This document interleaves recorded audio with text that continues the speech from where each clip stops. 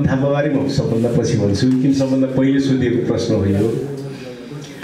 अब जेनजी आन्दोलनपछि सरकार चाहिँ अमेरिकन लगेको सबै गएको छ भन्ने कुरा तपाईँकै विश्लेषण ठिक छ मेरो विचारमा, त्यसभन्दा बढी धेरै अहिले भन्नु परेन। यो दलित र आगरीमा के फरक छ भनेर सोध्नु हो। के भन्थ्यो त्यति बेला भने खानीबाट फलाम र तामा निकाल्ने काम चाहिँ गण्डक सभ्यताभन्दा उता चाहिँ मगर र कामीहरूको जिम्मा थियो। दलित मध्ये कामीहरूको र चाहिँ जनजाति मध्ये छन्त्याल र चाहिँ मगरहरूको थियो। उनीहरू त्यति बेलाका वैज्ञानिकहरू थिए। खानी निकाल्ने भनेको त चान्चुने कुरा होइन, अहिलेको कम्प्युटर बनाउने भने जस्तै हो। त्यो त्यति बेलाको सबभन्दा ठुलो साइन्स भनेकै आरन हो, आफर हो। आफर भनेको ठुलो आरनलाई आफर भनिन्छ, सानो घरमा चलाउनलाई आरन भनिन्छ। त्यस कारणले त्यति बेलाको साइन्स, त्यति बेलाको विज्ञान, अहिलेको कम्प्युटर भने जस्तो चाहिँ खानीबाट फलाम र तामा निकालेर प्रशोधन गर्नेलाई सबभन्दा ठुलो विज्ञान त्यति बेलाको थियो। त्यति बेलाको गण्डक सभ्यताका वैज्ञानिकहरू चाहिँ कि त दलितहरू थिए कि त मगर र छन्त्यालहरू थिए। एक पूर्वक फेरि होइन, पूर्वको र अहिलेकोहरूको अर्कै छ, फेरि खानी सम्बन्धी उनीहरूको ज्ञान अर्कै छ। अब त्यसमा के थियो त भने तामा खानीको मुख्य इन्जिनियरको पद चाहिँ आगरी हुन्थ्यो। यहाँ बुझ्नु पर्यो, तामा खानी चलाउनलाई त इन्जिनियर चाहियो, सबभन्दा ज्ञान भएको मान्छे चाहियो। त्यो ज्ञान भएको पदको नाम थियो आगरी। अब जुन ठाउँमा चाहिँ कामी चाहिँ फलाम तामा निकाल्थ्यो त्यसको पद पनि आगरी नै हुन्थ्यो। छन्त्याल हुन्थ्यो भने छन्त्यालको पद पनि आगरी नै हुन्थ्यो। मगर हुन्थ्यो भने मगरको पद पनि आगरी नै हुन्थ्यो। पछि खानीहरू बन्द भइसकेपछि के भयो त भने आगरी पद भएको मान्छेको खलको थरै आगरी हुन थाल्यो क्या। त्यसमा अहिले थुप्रै कामी र अरूको पनि थर आगरी हुन्छ। त्यो थर होइन, त्यो त्यति बेलाको पद हो त्यो होइन। अर्को चाहिँ फलाम खानीको प्रमुख इन्जिनियरलाई चाहिँ आफ्रे भनिन्थ्यो। आफ्रे, फलाम खानीको प्रमुख इन्जिनियरलाई आफ्रे भनिन्थ्यो। त्यो आफ्रे भने के त भने ठुलो भट्टीवाला आरनलाई चाहिँ आफर भनिन्थ्यो। त्यो आगोमा पोलेर निकाल्नु पर्यो, त्यो आफर भनिन्थ्यो। त्यो आफरको ह्यान्डल गर्ने, नेतृत्व गर्ने मान्छेलाई आफ्रे भनिन्थ्यो। त्यो पद हो त्यो है। त्यो फलाम खानी मगरले नेतृत्व गर्थ्यो भने त्यसलाई पनि आफरे भनिन्थ्यो। कामीले गर्छ भने कामीलाई पनि आफरे भनिन्थ्यो। आफरे, आफर चलाउने भएको हुनाले आफरे हो। आगर चलाउनेलाई आगरी, आफर चलाउनेलाई आफरे। त्यस कारणले यो दलित र गैर दलितसँगको सम्बन्धको विषय होइन यो है।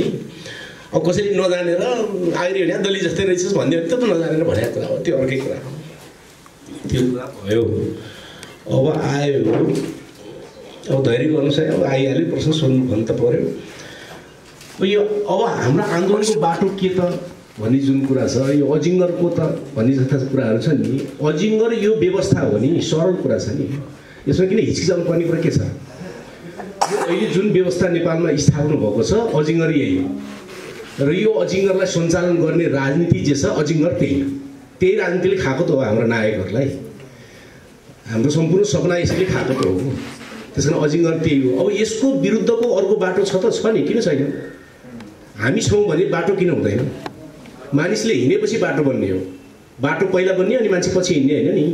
मानिस जहाँ जहाँ पहिला हिँड्यो त्यहाँ त्यहाँ बाटो बन्यो। हामी छौँ भनेदेखि बाटो बन्छ। अब त्यो बाटोबारे छलफलको विषय आज नभएको हुनाले मैले चाहिँ त्यो बाटो भद्दा रूपमा यहाँ नराखेको होइन। त्यो बाटोबारे पनि छलफल गर्न अब हामी थालौँ। मेरो अनुरोधै त्यही हो। बाटोबारे पहिला मगर जातिभित्रको चाहिँ प्राज्ञिकहरूले जिम्मा लिनु पर्यो नि छलफल चलाउने। राजनीतिक पूर्वाग्रह नगरिकन, राजनीतिक पूर्वाग्रह नराखिकन होइन। कोही एमालेमा होला, कोही माओवादी केन्द्रमा होला, कोही काङ्ग्रेसमा होला, कोही राप्रपामा होला, मगर तर त्यो राजनीतिक पूर्वाग्रह केही नराखिकन अब हाम्रो बाटो के हुने त भनेर बहस तपाईँले चलाइदिनु भयो भने त्यो बहसमा म बाटोसहित उपस्थित। एउटा बाटो छ, हुनैपर्छ, नहुने त कुरै छैन नि होइन। अब आयो चाहिँ छ्यासपिस भएको छ। मगर बस्ती र अरू बस्ती छ्यासपिस भएको छ। त्यस कारणले मगरा बनाए पनि कसरी होला त भन्ने छ। यही विषयमा मैले अझ प्रश्न पार्न चाहन्छु। छ्यासपिस भएको हुनाले नै दुई भाषिक प्रदेश भने हो होइन। छ्यासमिस भएको हुनाले द्विभाषिक प्रदेश। तर द्विभाषिक प्रदेश बनाउँदाखेरि हाम्रो दिमागमा रहेको पृथ्वीनारायण शाहलाई चाहिँ झिकेर फाल्नुपर्छ। हामी सबैको दिमागमा के छ भने ठुलो भूभाग चाहिने क्या हामीलाई। अझै ग्रेटर नेपाल भन्ने छ नि नेपालमा। ग्रेटर नेपाल भन्नेहरूको दिमागमा के छैन त भने ग्रेटर नेपालमा पटनादेखिको इन्डियन यहाँ ल्याएर हालेपछि कति जनसङ्ख्या होला भन्ने याद छैन। मतलब छैन उसलाई ठुलो देश चाहिएको छ। ठुलो देश बनाउँदाखेरि त भारतीयहरू पनि नेपाली हुन्छ नि त। भने जस्तै नेपाल नेवा प्रदेश बनाउनु पर्यो भनेदेखि के दिमागमा आउने त भने त्रिशुलीदेखि तामाकोसीसम्म नेपाल मण्डल। तामसालिङ बनाउनु पर्यो भनेपछि चाहिँ चितवन पनि चाहियो भन्ने आयो। चितवनको गैर तामाङ जनसङ्ख्या तामसालिङभित्र हाल्दा तामाङको जनसङ्ख्या घट्छ भन्ने कुरो दिमागमा आयो होइन। लिम्बुवान बनाउनु पर्यो भने झापा मोरङ पनि चाहियो भने झापा मोरङको मधेसी र खसारेलाई लिम्बुवानमा मिसाउँदा लिम्बुको प्रतिशत स्वाट घट्छ भन्ने कुरा याद नगर्नु। त्यसकारण हाम्रो त्रुटि भएको छ विगतमा। अब त्यो त्रुटि गर्नु हुँदैन। अब चाहिँ द्विभाषिक प्रदेश, बढीभन्दा बढी जनसङ्ख्या मगरको रहने गरी द्विभाषिक प्रदेश त्यस्तो क्षेत्र बुझ्नुपर्छ। हाम्रो पुर्खा पाल्पासँग पुगेका थिए, हाम्रो पुर्खा यहाँसँग पुगेका थिए भन्नु हुँदैन। पुर्खा पुगेका इतिहासमा लेख्दै गरौँला। आज त शासन गर्नु पर्यो हो नि। आज शासन गर्नलाई हाम्रो जनसङ्ख्या बढी हुने क्षेत्रमा द्विभाषिक प्रदेश। त्यसो भएपछि के हुन्छ, त्यो भाषा जोगिने कन्फर्म हुन्छ, सहभागिता पनि बराबर जस्तो हुन थाल्छ सबै ठाउँमा। तर अझै शासन गर्ने अधिकार पुग्दैन। त्यो शासन गर्नका निम्ति चाहिँ त्यो मगराज क्षेत्रभित्र 55% जनसङ्ख्या भएको मगरको क्षेत्रमा चाहिँ मगराज स्वायत्त प्रदेश, मगर स्वायत्त प्रदेश। त्यो नगरपालिका जत्रो हुनु पनि सक्छ, त्यो 2टा गाउँपालिका जत्रो हुनु पनि सक्छ, केही फरक पर्दैन। त्यसले त्यहाँ चाहिँ उसले शासन नै गर्छ, अविच्छिन्न शासन त्यहाँ गर्छ। सहभागितामा आधारित कार्यक्रम प्रदेशभित्र द्विभाषिक प्रदेशमा गर्छ होइन। अनि मगरहरूको मात्रै छुट्टै गैर भौगोलिक एक सङ्घीय एकाइ हुन्छ जहाँ मगरलेको बारेमा निर्णय मगरले मात्रै गर्न पाउँछन्। अरू सहित हुने संसदमा चाहिँ उनीहरू समन्वय गर्नका निम्ति अरूसँग सहकार्य गर्नका निम्ति मात्रै जान्छन्। यस्तो सम्भव छ, बिल्कुल सम्भव छ। नेपालको बारेमा सम्भवै यही हो। अरू देशको जस्तो हेरेर यो हुँदै हुँदैन। नेपालमा हाम्रो जस्तो संरचना छ त्यो अनुसारको संहितामा जानुपर्छ, त्यो अनुसारको शासकीय स्वरूपमा जानुपर्छ होइन। अरू थप विस्तृत आयो भने छलफल गरौँला। अब यो पावे खस भन्नुभयो उहाँले।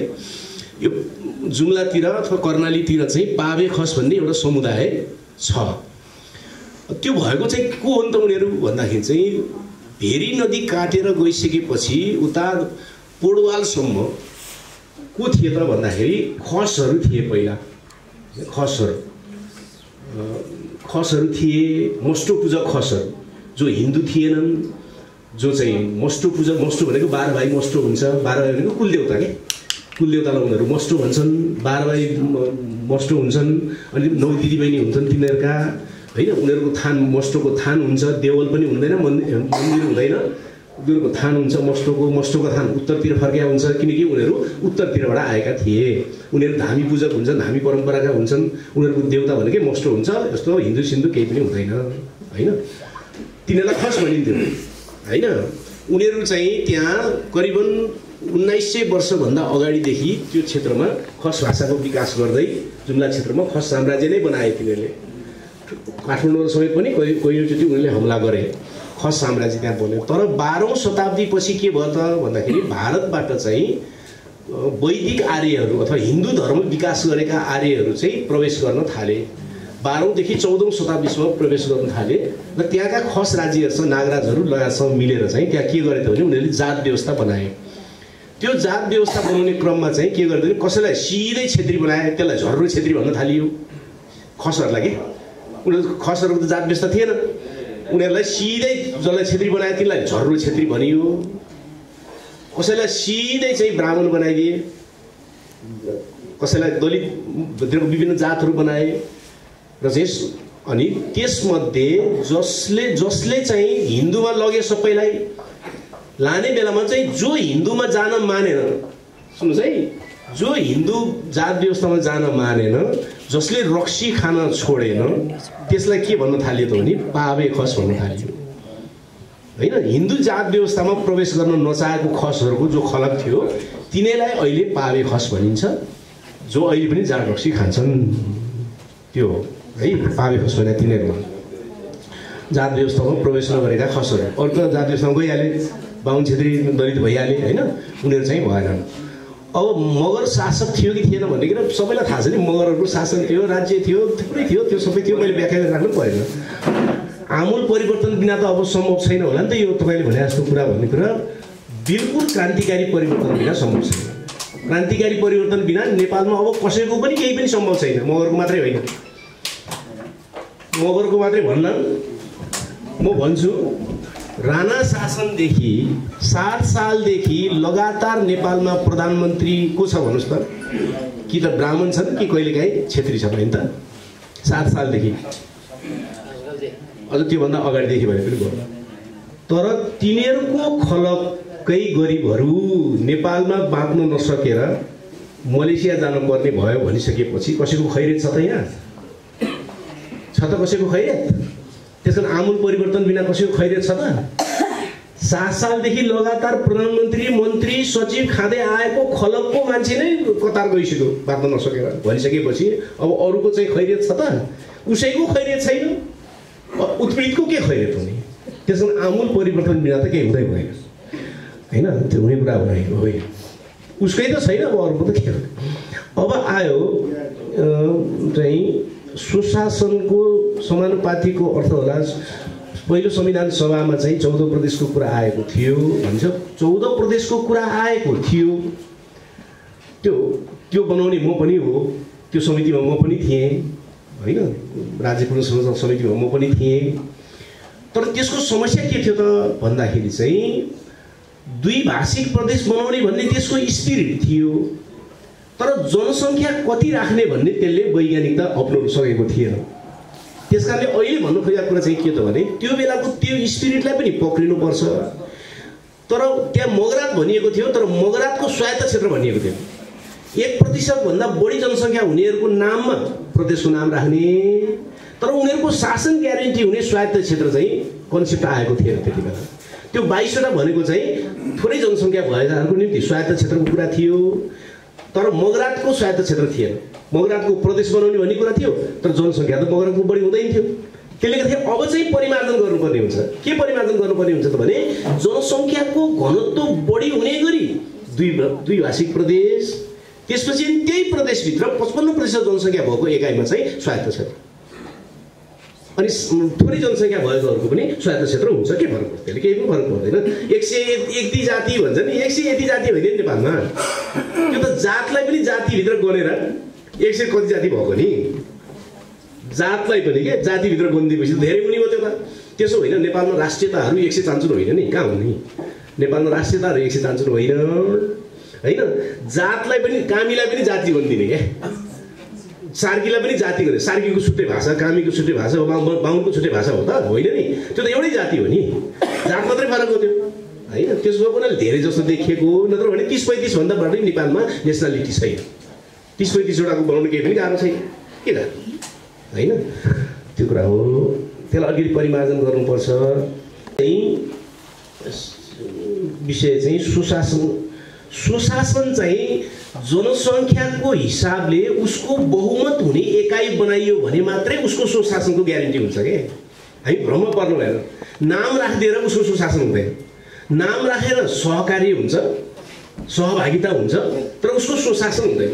उसको सुशासन हुनका निम्ति उसको जनसङ्ख्या कम्तीमा 51% भन्दा बढी हुनुपर्छ, अनि पो सुशासन हुन्छ त। त्यस कारणले नै स्वायत्त क्षेत्र बनाउने भने हो। अब आयो चाहिँ यो पुँजीवादले के गर्छ भन्ने कुरा अघि मैले भनेको थिएँ नि। अघि मैले भनेको थिएँ कि आदिवासी जनजातिको मूलतः 3टा आधारभूत स्वभाव छ होइन, विशेषता छ। एउटा सामुदायिक छ जीवन, पुँजीवादले टुक्राउँछ होइन। एउटा चाहिँ अब ऊ चाहिँ प्रकृति प्रेमी छ, पुँजीवादले प्रकृति नष्ट गरेर पनि नाफा नखाइ छोड्दै होइन। तेस्रो पुँजीवादले चाहिँ सम्पूर्णको भाषा चाहिँ मार्दै जानुपर्ने हुन्छ, नत्र उसको आफ्नो चिज बिग्दैन। भनेपछि पुँजीवादसँग आदिवासी जनजातिको चाहिँ पुरै भर्सेस विरुद्धको सम्बन्ध हुन्छ यो। त्यसकारण पुँजीवादले के गर्छ? आदिवासी जनजातिले सिद्धाउँछ। कहाँ सिद्धाएन भनौँ ल? अमेरिकामा आदिवासी जनजातिको हालत के होइन, बेलायतमा आदिवासी जनजातिको हालत के होइन। बेलायतमा त्यति सङ्ख्या आइरिस भनेको त्यो आदिवासी जनजाति होइन, उनीहरू छुट्टै राष्ट्रहरू। आयरल्यान्ड उनीहरूको छुट्टै राष्ट्र हो होइन, स्कटल्यान्ड उनीहरूको छुट्टै राष्ट्र हो, तर आदिवासीवाला होइन तिनीहरू परम्परादेखि नै शासन गर्दै आएका जातिहरू। त्यस कारण आदिवासी जनजाति अस्ट्रेलियाको हेर्नु पऱ्यो हामीले होइन, यस्तो हेर्नु पर्छ। न्युजिल्यान्डको हेर्नु पर्यो होइन, न्युजिल्यान्डको हेर्नु पर्यो, अस्ट्रेलियाको हेर्नु पर्यो, त्यहाँ हेर्नु पर्यो, भारतको हेर्नु पर्यो। भारतमा के हालत छ भने त चौपट छ नि होइन। त्यस कारणले गर्दाखेरि चाहिँ सबै ठाउँमा जहाँ पुँजीवाद छ त्यहाँ आदिवासी जनजातिको जीवन र उनीहरूको अस्तित्व चाहिँ समस्यामा छ। अब आयो यो रैथाने युनिभर्सिटी कहाँ पुग्यो मलाई थाहा छैन कहाँ पुग्यो। म त्यो युनिभर्सिटी बनाउने ठाउँमा छँदा पनि छैन, मलाई त्यहाँ जानु पनि छैन होइन। आदिवासी जनजाति युनिभर्सिटी बनाएर आदिवासी जनजातिको पहिचानको रक्षा हुन्छ भन्ने कुरा म विश्वास पनि गर्दिनँ, किन युनिभर्सिटीले आदिवासी जनजाति बनाएकै होइन। आदिवासी जनजाति उत्पादनको प्रक्रियामा हजारौँ वर्ष लगाएर जनजीवनमा बनेको हो। युनिभर्सिटीमा त त्यसको बारेमा अध्ययन पो गर्न सकिन्छ त, युनिभर्सिटीले बनाइदिन्छ त हामीलाई।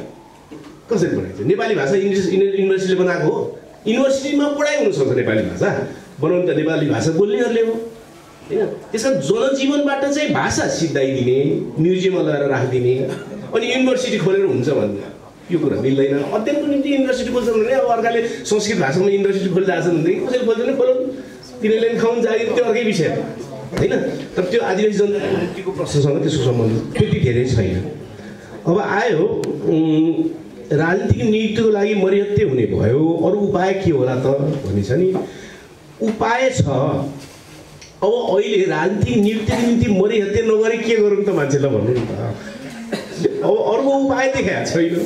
जुन जुन पार्टीले बाटो देखाउँछन् भनेको त्यो पार्टीले त्यस्तै बाटो देखाइदिए होइन। भनेपछि त मान्छे त त्यही त खोज्ने भयो होइन।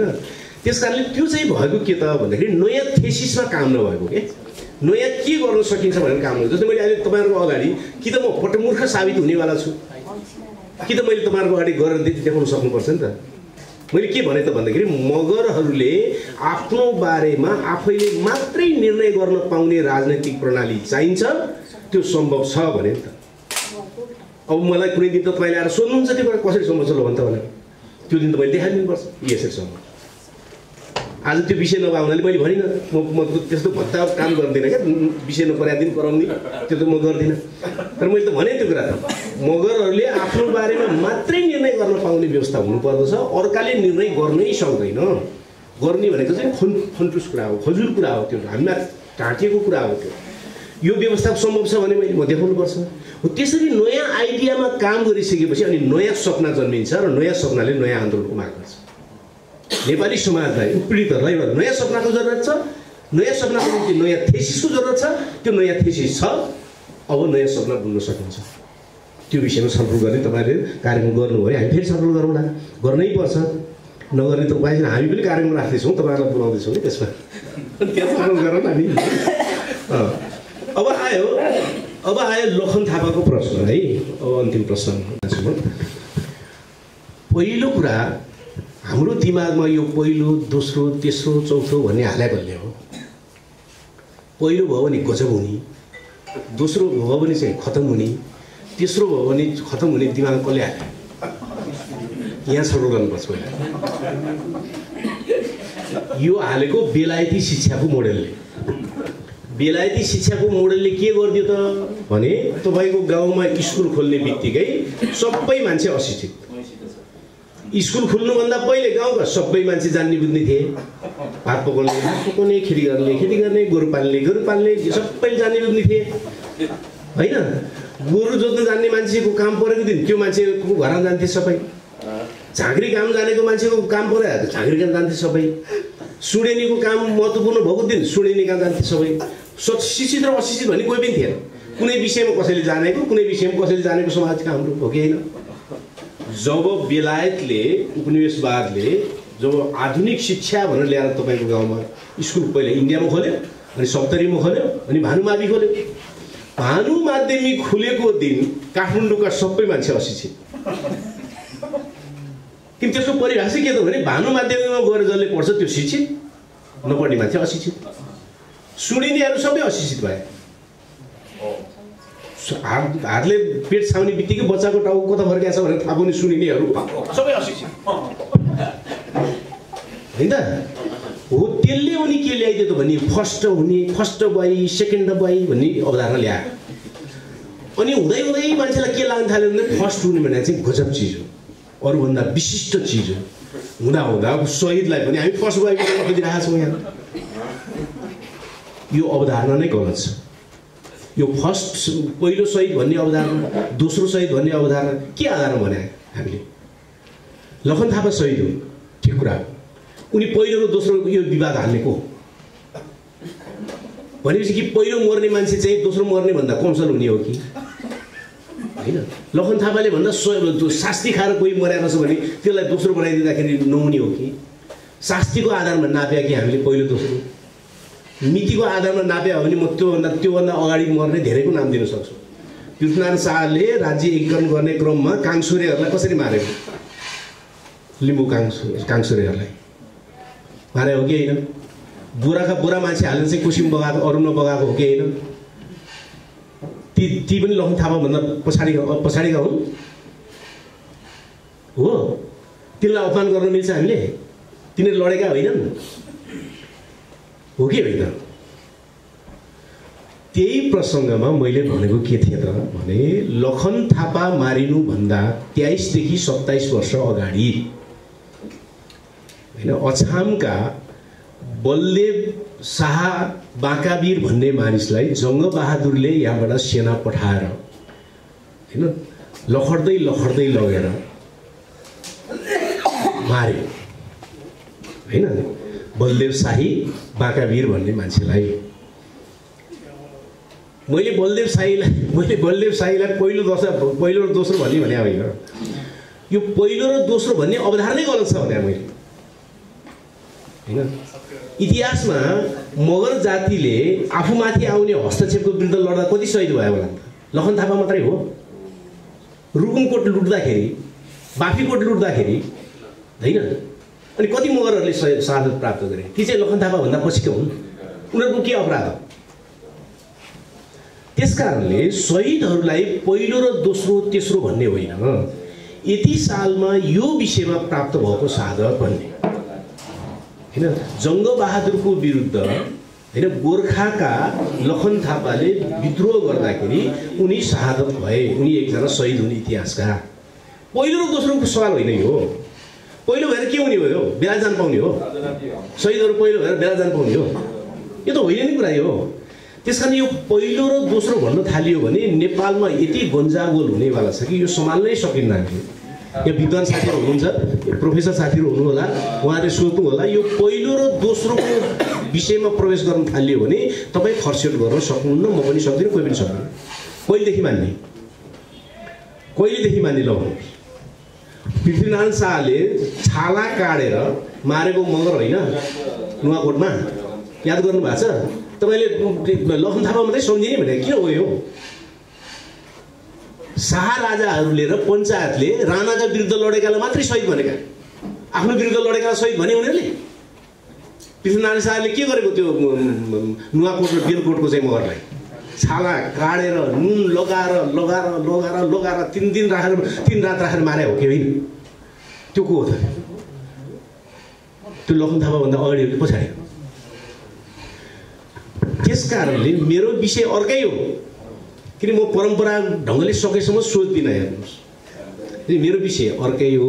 शहीदहरूलाई पहिलो, दोस्रो, तेस्रो, चौथो, पाँचौँ, छैटौँ, 10औँ, 11औँ भन्ने हो, त्यसको सन्दर्भै छैन। कति सालमा कुन सन्दर्भमा शहादत प्राप्त भएको, उनको मुद्दा कति थियो, उनको लडाइँ कस्तो थियो, उनी कुनै हाम्रो नयाँ पुस्तालाई कुन स्तरमा चिनाउन लागेको हो, यस्तो हो हाम्रो कुरा। यदि लखन थापालाई तपाईँ पहिलो शहीद भन्नुहुन्छ भने म चाहिँ नुवाकोटमा मारिएको त्यो छाला काटेर मारेकोलाई के भन्ने प्रश्न गर्छु। त्यो पनि मगर नै हो। तपाईँ के गर्नुहुन्छ? त्यस कारण यो पहिलो र दोस्रोवाला लफडा कसले ल्याइदिए? सुन्नुहोस् है, यो लफडा ल्याउनलाई चिन्नु पर्यो। हटेपछि शाहहरू राजा राम्रा, राणाहरू मात्रै खत्तम भन्ने इतिहास लेख्न थालियो नि। त्यो लेख्ने क्रममा के गरिदियो त भने राणा विरुद्ध लड्नेहरूको नाम अगाडि ल्याइदियो, शाहहरूको विरुद्ध लड्नेको नाम गायब पार्यो। लखन थापा राणाको विरुद्ध लडेका थिए, त्यसमा लखन थापालाई ल्याइदिए होइन। शाहहरूका विरुद्ध लड्ने मगरहरूले सबैलाई गायब गरिदिए, भएको त यो। अनि शाह राजाहरूले र पञ्चायतले गरेको षड्यन्त्रमा पहिलो दोस्रोमा हामी बेग मार्न जान्छौँ। त्यहाँ हामी जान्दैनौँ, हामी जनताको पक्षमा लडेको तिनीहरूलाई शहीद भन्छौँ होइन। कहिले मरे, कहिले मारिए त्यो कुरा गर्छौँ, उनको गौरवको कुरा गर्छौँ। पहिलो हुने, थर्ड हुने, सेकेन्ड हुने, फोर्थ हुने, लास्ट हुने लान्छौँ हामी हाम्रो शहीदलाई। त्यस कारणले यो कुरा त्यो सन्दर्भमा मैले चाहिँ लखन थापाभन्दा यति वर्ष अगाडि चाहिँ पश्चिम नेपालमा पनि यस्तो शहादत भएको थियो भनेर मैले एउटा कार्यक्रममा बोलेको थिएँ। कसैलाई पहिलो बनाउनलाई, कसैलाई लास्ट बनाउनलाई होइन। र त्यो संस्कृतिमा जान पनि हुँदैन। हुँदा हुँदा त अब 7 सालको शहीदलाई के गर्ने भन्ने आउने भयो। हेर्नुहोस्, सबभन्दा पहिले कसलाई झुन्डाको भन्न थाल्नु पर्यो?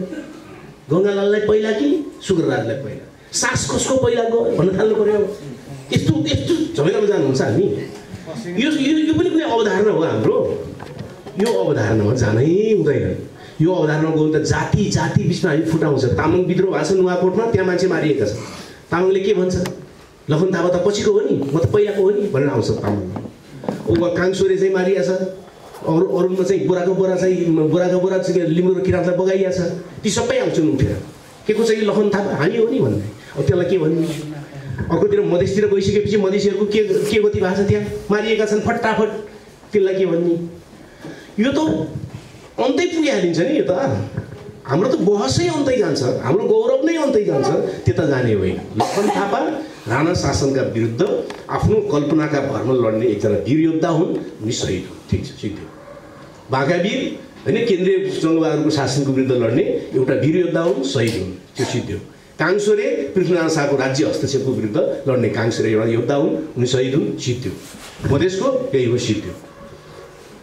यसो गर्यो भने हल हुन्छ यो ठिक दिशामा। यसो गरेन भने हामी फस्दै जान्छौँ। र कहाँ फस्न पुग्छौँ त भने हामी पनि अन्धराष्ट्रवादी हुन थाल्छौँ। पहिलो शहीद हाम्रो भनेर हामीलाई अरूभन्दा गर्व लाग्न थाल्ने क्या। यस्तो गर्नु हुँदैन, यस्तो गर्नु हुँदैन। हाम्रो पहिलो भएकोमा हामीलाई आनन्द आउने, अर्को दोस्रो भएकोमा हामीलाई खुसी लाग्ने हुन थाल्ने राम्रो कुरा हो त। समुदायवाद हो त त्यो। समुदायवाद भने त सँगसँगै जानेको हो त। पहिलो र दोस्रो हुने त होइन नि। प्रतिस्पर्धा भनेको पुँजीवाद हो। सहकार्य र सहयात्रा भनेको समुदायवाद हो। प्रतिस्पर्धा भनेको खेल र मनोरञ्जनमा मात्रै गर्न मिल्छ, अरू कुनै विषयमा गर्न मिल्दैन। खेल र मनोरञ्जनमा किन गर्न मिल्छ भने हारे पनि जिते पनि कसैको घाटा हुँदैन खेलमा। तर अरू कुनै विषयमा प्रतिस्पर्धा गर्न मिल्दैन। शहीदलाई पहिलो र दोस्रो भन्ने विषयमा त प्रतिस्पर्धा गर्नै मिल्दैन। उनीहरूको कत्रो उद्देश्यको निम्ति उनीहरूले बलिदान गरेका छन्, हामी चाहिँ फर्स्ट सेकेन्ड भनेर बसिरहेका छौँ। यो मिल्दैन। मेरो त्यो सन्दर्भमा मैले त्यो व्याख्या गरेको थिएँ। तपाईँहरूलाई मनपर्छ मन पर्दैन त्यो तपाईँहरूको कुरा सकेँ मैले। धन्यवाद।